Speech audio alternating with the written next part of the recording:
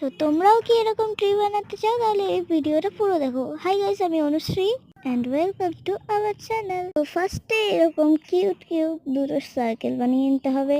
সেখানে ফার্স্টে yellow colour দিতে হবে। ইয়েলো কালার দেওয়ার পরে দিতে হবে গ্রিন কালার, যেহেতু গাছের রং তো গ্রিন কালারই হয়। ও পুরোটা গ্রিন কালার করতে হবে আস্তে আস্তে।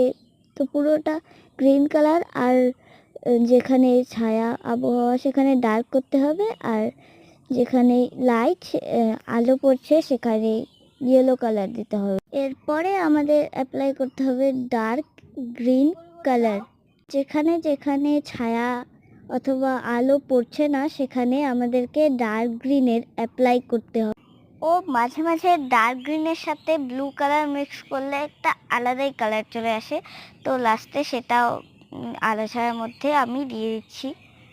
ও সাথে গাছে অনেক পাতা বোঝানোর জন্য কিছু কিছু কালার বাইরেও একটু স্ট্রোক দিয়ে দিতে হবে। এভাবেই আমাদের এত সুন্দর ট্রি তৈরি হয়ে যাবে। ও যদি ভিডিওটা ভালো লাগে তাহলে একটা সাবস্ক্রাইব আর লাইক ঠুকে দিও। পরের বার আমি কালারফুল ট্রি ড্রয়িং করব, তো সেটা দেখার জন্য সাবস্ক্রাইব করিও। টাটা।